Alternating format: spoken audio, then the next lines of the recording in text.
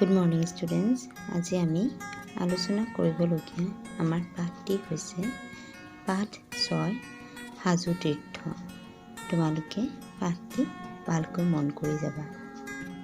এতিয়া আমি মূল পাঠলৈ আহিছোঁ। সাজু তীৰ্থ। সাজু চহৰখন যদিও সৰু, তথাপিও এই চহৰখনত বিভিন্ন সম্প্ৰদায়ৰ লোকসকলে মিলাপ্ৰীতিৰে বাস কৰি সাজুখনক এখন বিখ্যাত তীৰ্থস্থান ৰূপে গঢ়ি তুলিছে। পাঠটিত আৰম্ভণিতে দিয়া হৈছে পবিত্ৰ গংগা যমুনা আৰু অন্তঃলীলা সৰস্বতীৰ সংগমস্থল হোৱা হেতুকে প্ৰয়াগক তীৰ্থৰাজ বোলা হয়। প্ৰয়াগক তীৰ্থৰাজ বোলাৰ কাৰণ প্ৰথমতে ইয়াত দিয়া হৈছে যে গংগা যমুনা সৰস্বতী নদীৰ মিলনৰ এটা হেতু হোৱাৰ বাবেই প্ৰয়াগক তীৰ্থস্থান বুলি কোৱা হয়। সেই দৃষ্টিৰে চালে কামৰূপৰ সাজুক তীৰ্থ ৰাজাধিৰাজ বুলিব পাৰি। আৰু সেই একেই দৃষ্টিভংগীৰে যদি আমি চাবলৈ যাওঁ তেনেহ'লে কামৰূপৰ সাজু চহৰখনকো তীৰ্থধিৰাজ বুলি ক'ব পাৰি বুলি কৈছে। কিয়নো ই অকল হিন্দুসকলৰ নহয়, বৌদ্ধ আৰু মুছলমানসকলৰ মনতো পবিত্ৰ স্থান। কিয়নো সাজুক তীৰ্থস্থান বুলি তীৰ্থৰাজাধিৰাজ বুলি ক'ব পাৰি, কাৰণ এই চহৰখন কেৱল হিন্দুসকলৰে নহয়, বৌদ্ধ আৰু মুছলমানসকলৰ মনতো পবিত্ৰ তীৰ্থস্থান ৰূপে পৰিগণিত হৈ আহিছে। পৃথিৱীৰ আন ক'ৰবাত এইদৰে ত্ৰিতীৰ্থৰ সমাৱেশ ঘটিছে বুলি জনা নাযায়। আৰু পৃথিৱীৰ কোনো ঠাইতে এনেধৰণে তিনিটা ধৰ্মাৱলম্বীৰ লোকে একেলগে মানি লোৱা তীৰ্থস্থান আছে বুলি ক'ব পৰা নাযায়। ইয়াত থকা ক্ষুদ্ৰ ক্ষুদ্ৰ পাহাৰ টিলা তথা সমতলত হিন্দুসকলৰ উপাস্য দেৱ-দেৱী গণেশ, শিৱ, দুৰ্গা, বিষ্ণু প্ৰভৃতিৰ সবিগ্ৰহ মন্দিৰ আছে। আৰু এই সাজুতেই বিভিন্ন ধৰণৰ সৰু সৰু পাহাৰ টিলাবোৰ আছে। আৰু সেই পাহাৰ টিলাবোৰ থকা উপৰিও সমতল স্থলবোৰত হিন্দুসকলৰ পূজা উপাসনা কৰা যিসকল দেৱ-দেৱী অৰ্থাৎ গণেশ, শিৱ, দুৰ্গা, বিষ্ণুকে আদি কৰি বিভিন্ন দেৱ-দেৱীৰ মন্দিৰ সবিগ্ৰহ। বৌদ্ধসকলৰ মহামুনিৰ মূৰ্তি আছে আৰু ইছলাম ধৰ্মীসকলৰ পুৱামক্কা শ্বৰীফ আছে। যিধৰণে সাজুত হিন্দুসকলৰ বিভিন্ন উপাস্য দেৱ-দেৱীৰ মন্দিৰ আছে, ঠিক তেনেধৰণে বৌদ্ধসকলৰো মহামুনিৰ মূৰ্তি এই সাজু চহৰতে আছে। আৰু ইছলাম ধৰ্মী লোকসকলৰ পুৱামক্কা শ্বৰীফো এই সাজু চহৰতে আছে। এই ঠাইডোখৰৰ নাম সাজু কেনেকৈ হ'ল তাক সঠিককৈ ঠাৱৰ কৰিব পৰা হোৱা নাই যদিও এই বিষয়ে বিভিন্ন প্ৰকাৰৰ কিংবদন্তি শুনা যায়। তাৰমানে সাজু চহৰখনৰ নাম কেনেকৈ সাজু হ'ল সেই কথাষাৰ কোনেও সঠিককৈ ক'ব নোৱাৰে। কিন্তু মানুহৰ মুখে মুখে চলি অহা কিছুমান কথা আছে যে সেই কথাবোৰৰ ওপৰত ভিত্তি কৰিয়ে সাজু চহৰখনৰ নাম কিয় সাজু হ'ল জানিব পৰা যায়।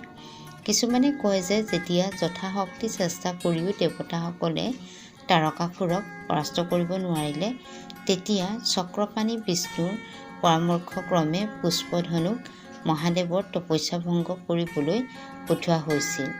ইয়াৰে কেদাৰ পাহাৰত যোগমগ্ন শিৱৰ যোগভংগ হ'লত তেওঁৰ মুখৰ পৰা হা যোগ বুলি হোৱা শব্দ উচ্চাৰিত হৈছিল।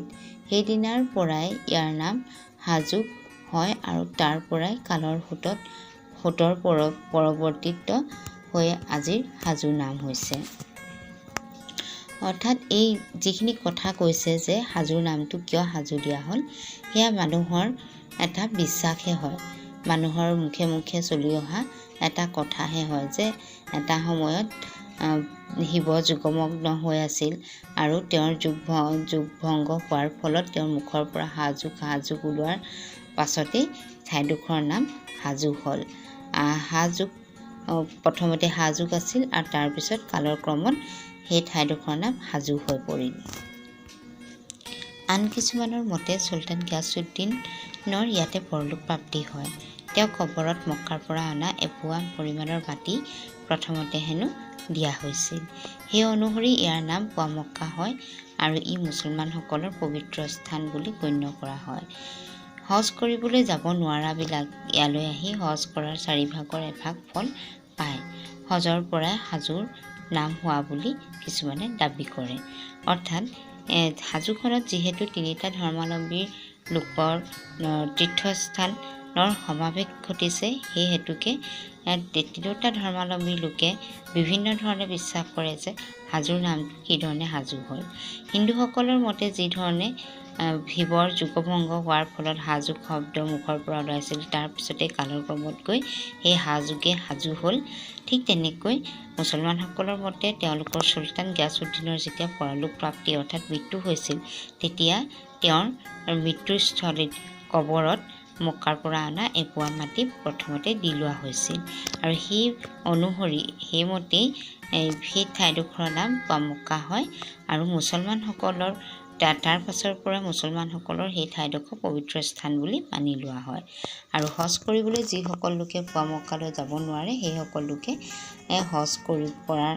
হজ কৰিবলৈ হাজোলৈ বুলি আহি 4ভাগৰ 1ভাগ ফল লাভ কৰে বুলি তেওঁলোকে বিশ্বাস কৰে আৰু হজৰ পৰাই হাজো নাম হোৱা বুলিও তেওঁলোকে দাবী কৰে। এই দাবী কেৱল মুছলমানসকলৰ মতেহে যে হাজো নামটো কেনেকৈ হাজো হ'ল। তৃতীয় মতে মহাযান মাৰ্গীয় বৌদ্ধসকলৰ তীৰ্থস্থান বুজাবলৈ ইয়াক মহাযান তীৰ্থস্থান বোলা হয়। এই মহাযান শব্দৰ আদি আৰু শেষ আখৰ লোপ পাই হাজোলৈ সলনি হৈছে। ঠিক তেনেধৰণে যিধৰণে হিন্দু আৰু মুছলমানসকলে হাজো নামটো কেনেধৰণে হাজো হ'ল এটা বিশ্বাস লৈ আছে, ঠিক তেনেধৰণে বৌদ্ধসকলেও তেওঁলোকৰ মতে এটা বিশ্বাস লৈ আছে যে তেওঁলোকৰ মহাযান মাৰ্গীয় বৌদ্ধসকলৰ তীৰ্থস্থান বুজাবলৈ মহাযান তীৰ্থক্ষেত্ৰ বুলি কোৱা হয় হাজোক।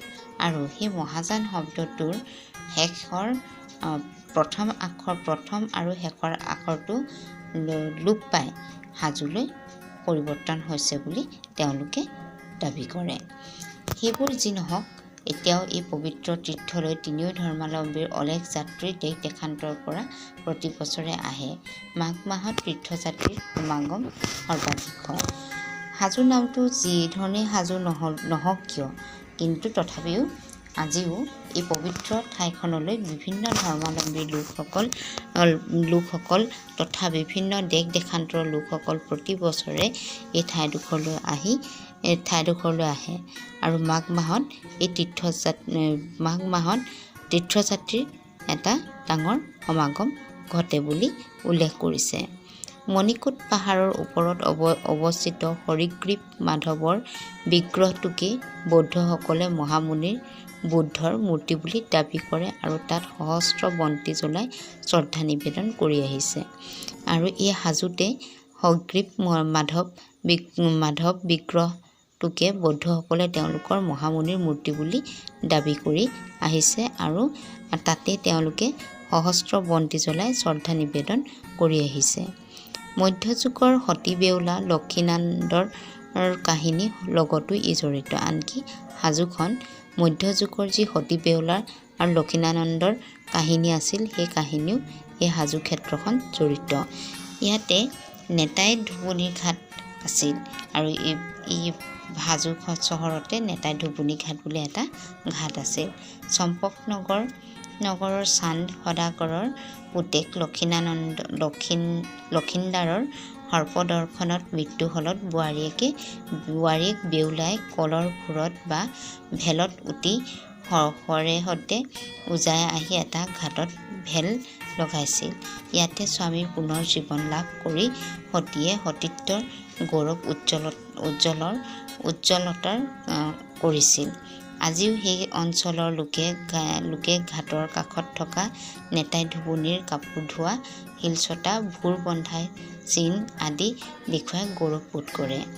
আৰু যেতিয়াই সতীত্বৰ গৌৰৱৰ কথা কোৱা হয়, আমি সকলোৱে শুনিছোঁ যে সতীৰ কথা সকলোৱে কয়। অৰ্থাৎ বেউলাই কি ধৰণে সতী বেউলাই কি ধৰণে তেওঁৰ মৃতপ্ৰায় স্বামীক পুনৰ জীৱিত কৰি তুলিছিল সেই কাহিনী প্ৰত্যেকৰ হিন্দুত্বক বিশ্বাস কৰা প্ৰত্যেক লোকৰ মাজত চৰ্চিত। আৰু সেই কাহিনীও এই হাজো চহৰখনৰ লগত জড়িত, কিয়নো এই চহৰখনতে নেতাই ঢুকুৰি ঘাট বুলি এটা ঘাট আছে যিটো ঘাটত লক্ষীনান্দৰ সৰ্পদৰ্শনৰ পিছত তেওঁৰ পত্নী বেউলাই কলৰ ভূৰত বান্ধি তেওঁক লৈ আহিছিল আৰু লৈ আহোঁতে তেওঁ সেই ভূৰখন সেই ঘাটটোতে লগাইছিল আৰু সেই ঘাটটোতে লক্ষীনান্দই পুনৰ্জীৱন লাভ কৰিছিল। আৰু সেইবাবে সেই ঘাটৰ কাষৰ মানুহবোৰে সেই নেতাই ধুবুনী কাপোৰ ধোৱা শিলচটা দেখুৱাই সেই অঞ্চলৰ লোকসকলে আজিও গৌৰৱ অনুভৱ কৰে। পঞ্চদশ ষোড়শ শতিকাত আৱিৰ্ভাৱ হোৱা পৰম বৈষ্ণৱসকল, বিশেষকৈ চৈতন্যদেৱ, শংকৰদেৱ, মাধৱদেৱ, দামোদৰদেৱৰ পবিত্ৰ স্মৃতিৰেও এই ঠাই মহিমামণ্ডিত। চৈতন্যদেৱে ইয়াত যিটো গুহাত সাধনা কৰিছিল তাক এতিয়াও চৈতন্য ঘোপা বোলা হয়। অৰ্থাৎ শংকৰদেৱ, মাধৱদেৱ, চৈতন্যদেৱ, দামোদৰদেৱ যিখিনি সময়ত তেওঁলোকৰ আৱিৰ্ভাৱ হৈছিল, তেওঁলোকে বৈষ্ণৱ ধৰ্মৰ প্ৰচাৰ আৰু প্ৰসাৰ কৰিছিল, সেইখিনি সময়তো এই ঠাইডোখৰত কিছুমান স্মৃতি আছিল। আৰু চৈতন্যদেৱেও এই হাজো চহৰতে এটা গুহাত সাধনা কৰিছিল, যিটো গুহাক আজিও চৈতন্য ঘোপা বুলি কোৱা হয়। ইয়াত থকা কপিল মুনিৰ আশ্ৰমৰ পৰা ঋষি মুনিসকলৰো ই অতি প্ৰিয় ঠাই আছিল বুলি অনুমান কৰিব পাৰি। আৰু এই এই চহৰখনত থকা কপিল মুনিৰ যি আশ্ৰম, সেই আশ্ৰমৰ পৰা ধাৰণা কৰিব পাৰি যে ঋষি মুনিসকলৰ ক্ষেত্ৰতো এই ঠাইখন তেওঁলোকৰ বাবে খুব প্ৰিয় আছিল। আজিৰ হাজো এখন ক্ষুদ্ৰ চহৰ। ইয়াত ভিন্ন ভিন সম্প্ৰদায়ৰ লোকসকলে মিলাপ্ৰীতিৰে বাস কৰি আছে। হাজো পিতলৰ বাচন অসমৰ এটি উৎকৃষ্ট কুটীৰ শিল্প। হাজোৰ চহৰখন যে সেইখিনি সময়তে আছিল বৰ্তমান নাই তেনে নহয়। হাজোৰ চহৰখন আজিও অৱস্থিত।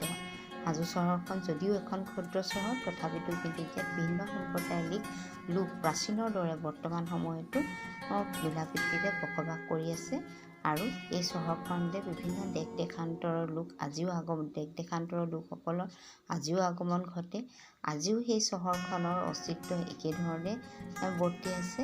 আৰু তাৰ উপৰিও হাজো চহৰখন পিতল বাচন বৰ্তনৰ কাৰণে এটি উৎকৃষ্ট কুটীৰ শিল্পৰ উদাহৰণৰূপে আমাৰ মাজত আজিও জীৱিত হৈ আছে। পাঠটিৰ মূল কথা ইমানেই। Thank U.